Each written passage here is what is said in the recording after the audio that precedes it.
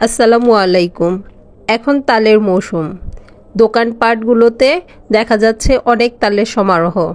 আজ আপনাদের সাথে শেয়ার করব তাল থেকে রস আলাদা করার এবং আলাদা করা রস থেকে আঁশ আলাদা করার সবচেয়ে সহজ পদ্ধতি। আজ রস সংগ্রহের ক্ষেত্রে আমি কোনো পানি ব্যবহার করব না।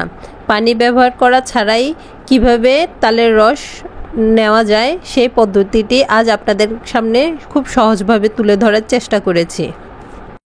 তালের রস আলাদা করার জন্যই প্রথমে তাল নির্বাচন করা খুবই জরুরি। এজন্য একদম পাকা তাল, বলতে গেলে গাছ পাকা তাল, নরম হওয়া তালই সংগ্রহ করে নিতে হবে। এজন্য প্রথমে তাল থেকে তালের বোটাটি আলাদা করে নিচ্ছি। পাকা তাল হলে বোটাটির এক প্রান্ত ধরে আস্তে করে টান দিলেই বোটা উঠে চলে আসবে। ভিডিওটি দেখলেই আপনারা বুঝতে পারবেন কত সহজে আমি বোটাটি উঠিয়ে নিয়েছি। এবার তালের খোসা উঠানোর পালা। তালের উপরের অংশ থেকে আস্তে একটু একটু করে টান দিলেই খোসা উঠে চলে আসবে। ভিডিওটি ভালো করে লক্ষ্য করলেই আপনারা বুঝতে পারবেন। এভাবে চারপাশ থেকে ঘুরিয়ে তালের খোসাটি আলাদা করে নিব। এখানে একটা কথা বলতে ভুলে গেছি, আমি প্রথমে তালটিকে খুব ভালো করে ধুয়ে নিয়েছি। তাল কিনে আনার সময় এর মধ্যে প্রচুর ময়লা লেগে থাকে।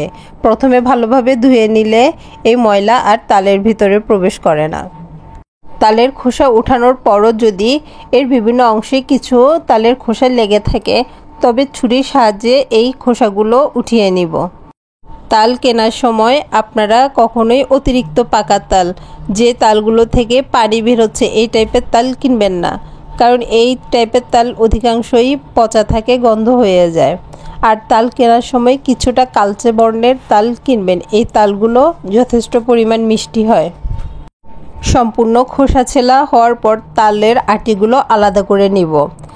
আটিগুলো আলাদা করার পর তালের আটির ভিতরে কিছুটা ময়লা দেখা যাচ্ছে। আমি এই ময়লাগুলো হাত দিয়ে পরিষ্কার করে নিচ্ছি। এরপর তালের আটিগুলো একটার সাথে একটা জোরে জোরে বাড়ি দিয়ে কিছুটা নরম করে নিব। এতে তালের রস বের করা সহজ হবে।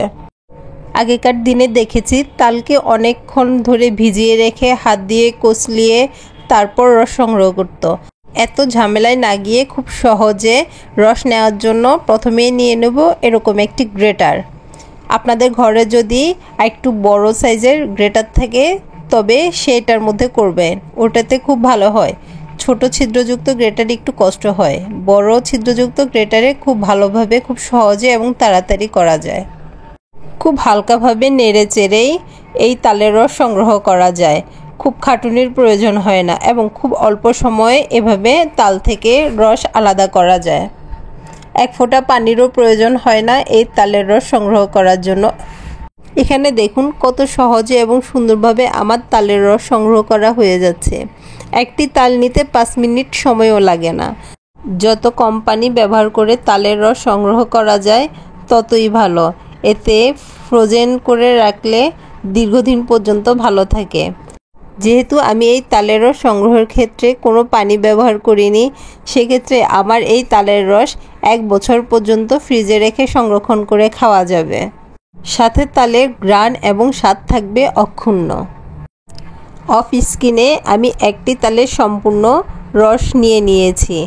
দেখুন কত সহজে এবং সুন্দরভাবে তালের রস আমি পরিষ্কার করে নিয়েছি। তালের আটিটিও একদম পুরো সাদা হয়ে এসেছে। চামচটি আমি আপনাদের ঘুরিয়ে ঘুরিয়ে দেখাচ্ছি। দেখেন কোনোভাবেই চামচ থেকে তাল নিচে পড়ছে না। তাহলেই বুঝতে পারছেন তালটি কী পরিমাণ ঘন হয়েছে। তালের রস আলাদা করার পর এর মধ্যে কিছুটা আঁশ থেকে যায়।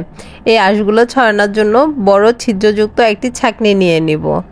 কিছুটা ঘষে ঘষে তাল থেকে আঁশ এভাবে এই ছাঁকনির সাহায্যে আলাদা করে নিব। এই হচ্ছে তাল থেকে আঁশ আলাদা করার এক পদ্ধতি। এই পদ্ধতিটি সহজ হলেও এর থেকে তাল আলাদা করতে 5 থেকে 10 মিনিটের মতো সময় লাগে।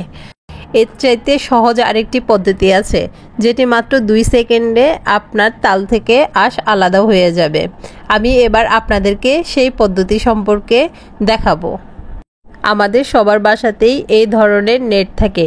বাজার থেকে যখন আমরা ফল কিনে আনি তখন ফলের দোকান থেকে এই রকম নেটগুলো দেওয়া হয়। প্রথমে নেটটিকে ভালোভাবে ধুয়ে নিব, তারপর এটিকে বিছিয়ে নিব একটা প্লেটের উপর। প্লেটের মধ্যে সে আগে থেকে নিয়ে রাখা তাল দিয়ে দিব। এবার নেটটিকে চারপাশ থেকে ঘুরিয়ে এনে হাত দিয়ে চেপে চেপে রসটিকে বের করে নিব। দেখেন কত সহজে সেকেন্ডের ভিতরেই তাল থেকে আঁশগুলো আলাদা হয়ে যাচ্ছে। নেটের ভিতরে দেখতে পাচ্ছেন সবগুলো আঁশ জমা হয়ে আছে। এভাবে খুব সহজে আপনারা এরকম একটি নেটের সাহায্যে সহজেই তালের রস থেকে তালের আঁশ আলাদা করে ফেলতে পারবেন।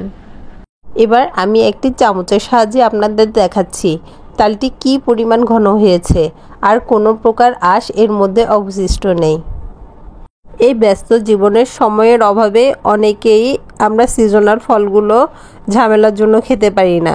খুব সহজে এবং অল্প সময়ে যদি আমরা এগুলো প্রস্তুত করতে পারি তবে আমরা সিজনাল ফলগুলোর স্বাদ নিতে পারবো।